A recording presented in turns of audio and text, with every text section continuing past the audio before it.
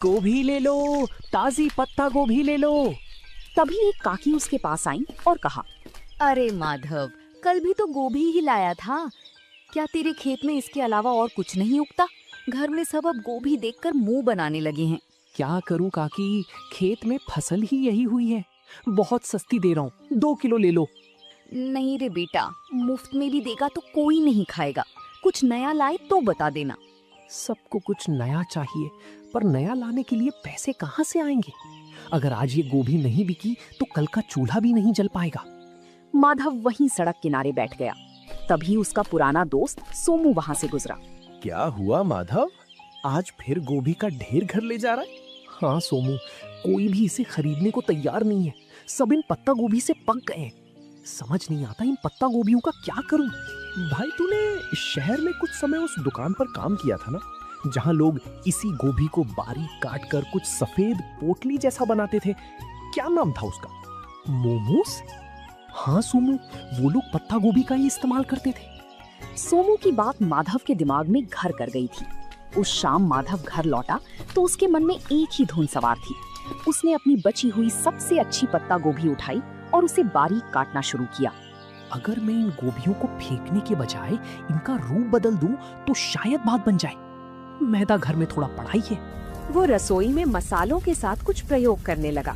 खुशबू फैलने लगी तो उसका पड़ोसी करीम चाचा अंदर आए। माधव मियाँ, ये कैसी खुशबू आ रही है?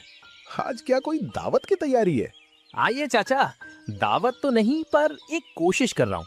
ये देखिए, मैंने इन गोभियों को मसालों के साथ पकाकर इस मैदे की लोई में भर दिया है। अरे ये तो छोटी छोटी सफेद पोटलियां लग रही हैं। इन्हें तेल में तलोगे क्या? नहीं चाचा, इन्हें बस भाप में पकाऊंगा। ये बिना तेल का खाना होगा, जो गांव वालों के लिए बिल्कुल नया होगा। बिना तेल का? क्या लोग खाएंगे? यहाँ तो सबको तला भुना पसंद है। स्वाद अच्छा हुआ तो सब खाएंगे चाचा। बस दुआ कीजिए कि ये भाप में ठीक से पक जाए। कल सुबह गांव के चौराहे पर मैं इसी का ठेला लगाऊंगा। हिम्मत तो बड़ी है तेरी। चल ये पक जाए तो एक मुझे भी चखाना। अगली सुबह सूरज की पहली किरण के साथ ही माधव गांव के चौराहे पर पहुंच गया था। उसने अपनी रेढ़ी के एक तरफ कटी हुई पत्ता गोभी रखी थी और दूसरी तरफ पीतल के एक बड़े बर्तन से भाप निकल रही थी। गांव के लोग जो रोज माधव को गोभी बेचते देखते थे, आज रुक रुक कर उसे ताकने लगे। तभी गांव का हलवाई बनवारी उसके ठेले पर आया और कहने लगा, अरे माधव, आज तेरा ये पत्ता गोभी का ठेला बड़ा चमक रहा है। ये बड़े बर्तन में क्या उबाल रहा है भाई? सुबह सुबह चाय बना रहा है क्या? नहीं बनवारी भाई, ये चाय नहीं है, इसे मोमोस कहते हैं। शहर का बड़ा मशहूर नाश्ता है। आज पहली बार अपने गांव में लाया हूँ। मो क्या? नाम तो बड़ा अजीब है, पर खुशबू बड़ी सौंधी आ रही है। इसमें डाला क्या है? वही अपनी ताजी पत्ता गोभी है भाई, बस बनाने का अंदाज नया है। ये देखिए, साथ में ये लाल चटनी भी है। तभी गांव का एक बुजुर्ग उसके पास आया और उसने कहा, बेटा, ये दिखने में तो बड़ा कोमल लग रहा है। क्या ये बुजुर्गों के खाने लायक है? मेरे दांत अब सख्त चीजें नहीं चबा पाते। बाबा, ये तो मुंह में जाते ही घुल जाएगा। ये भाप में पका है, बिल्कुल रूई जैसा नरम। आप बस एक बार जरा सा चक्कर देखिए। बुजुर्ग ने एक छोटा सा टुकड़ा चखा। पूरा चौराहा शांत हो गया। सब बुजुर्ग के चेहरे के भाव देख रहे थे। जैसे ही बुजुर्ग ने मोमोज का टुकड़ा चबाया, उनके चेहरे पर एक बड़ी सी मुस्कान फैल गई। माधव ने उन्हें थोड़ी और लाल चटनी दी। देखते ही देखते वहां मौजूद दूसरे लोग भी अपनी बारी का इंतजार करने लगे। वाह माधव, ये तो वाकई कमाल की चीज है।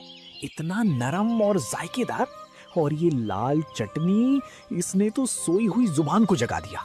तभी वहाँ माधव का दोस्त सोमू भी आ जाता है। माधव, मुझे भी एक प्लेट दे भाई। कल तो तू बड़ा परेशान था और आज तूने यहाँ कमाल कर दिया। अब जल्दी जल्दी इसका स्वाद सबको चखा दे, लोग इंतजार कर रहे हैं। हाँ सोमू, सबको दूंगा, पर ध्यान रखना, चटनी थोड़ी तीखी है, संभल कर खाना। अरे माधव, तीखा ही तो असली मजा है। शहर में लोग क्या वाकई रोज यही खाते हैं? मुझे तो लगता था वहाँ के लोग बस महंगा खाना जानते हैं। हाँ काका, शहर में तो इसे खाने के लिए लंबी लाइनें लगती हैं। मैंने सोचा जब हमारे खेत में इतनी अच्छी गोभी होती है तो हम गांव वालों को ये स्वाद क्यों ना मिले। भाई माधव, तूने तो मेरी मिठाई की दुकान के सामने रौनक लगा दी। एक प्लेट मेरे लिए भी लगा। देखूं तो सही इस पत्ता गोभी के नए अवतार में ऐसा क्या जादू है। दोपहर होते होते माधव की सारी पत्ता गोभी खत्म हो गई थी, लेकिन सब्जी के रूप में नहीं बल्कि मोमोज के रूप में। माधव ने आज पहली बार अपने हाथ में इतने पैसे देखे थे। उसकी आंखों में खुशी के आंसू थे और मन में एक नया हौसला।